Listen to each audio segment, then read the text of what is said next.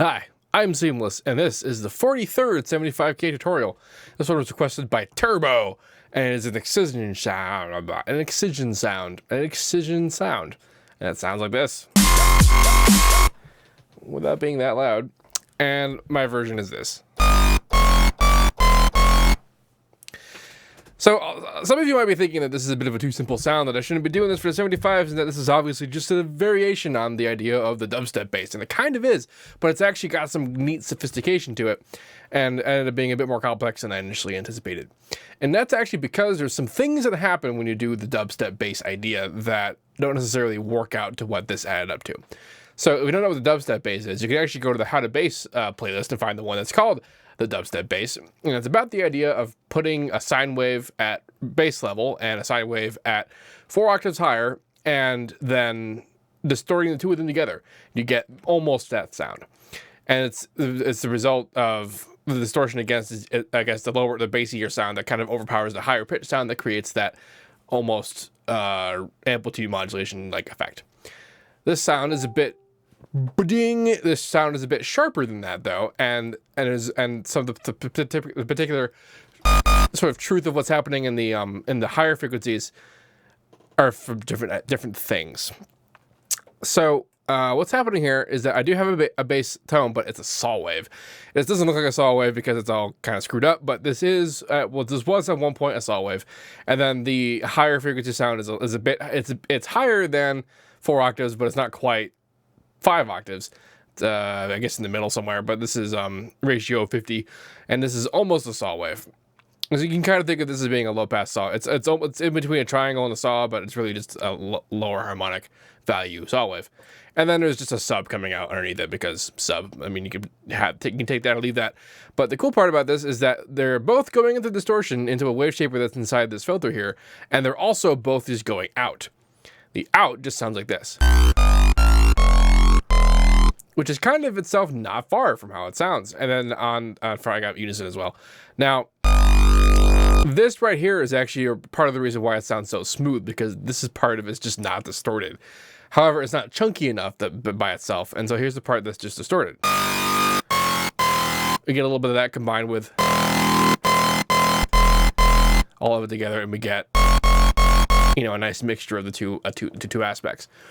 And so the problem that I was mentioning is what happens when you just do the regular dubstep bass process, where you just throw in the lower one and the higher one together. And that's if you push it hard enough, which I guess we're not doing right now because it's in the saw wave anymore. But if you did it the normal way, and actually let's just demonstrate this with a normal saw wave, that happens.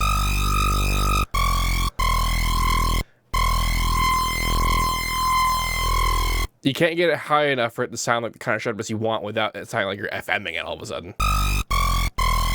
And that's not what's happening in the real version. The real version, you can plainly hear those harmonics, but they're solid.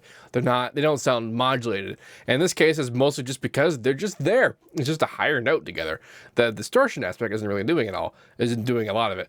And the cool part about this is that this is kind of what you get when you do the regular dubstep bass process, only now we're kind of doing it on purpose. But instead of creating it out of distorting sine wave, we're just using waveforms that have that particular harmonic structure.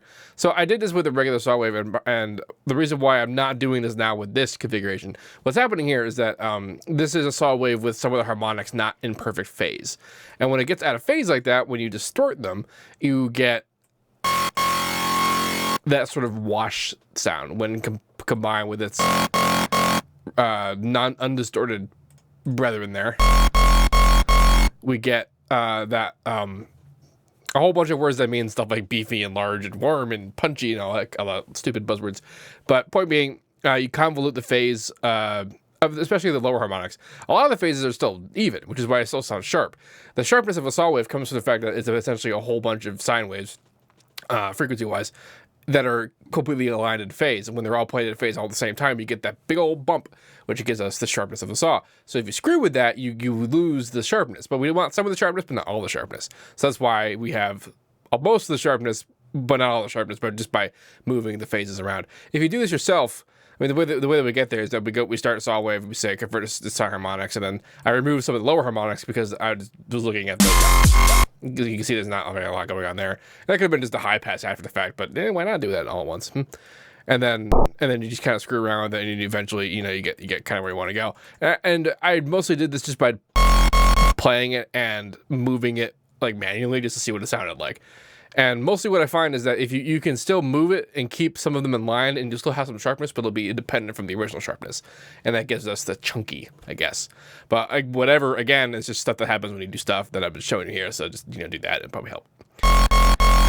So yeah, so we have that clean feeling from the fact that we have the regular output on top of the distortion. So you can see in the analyzer how the frequencies are like straight and steady on there, versus what happened, we would put in just the higher harmonic with just the naked saw wave, and it sounded like it was being FM'd. That's we're avoiding, and that's what was going on to make that sound like that. And then, automate pitch on any of these. You could automate pitch on just the higher harmonic, which was kind of interesting. But I'm pretty sure it's both together. Yeah, it sounds like both together. And then you probably want the sub in there too.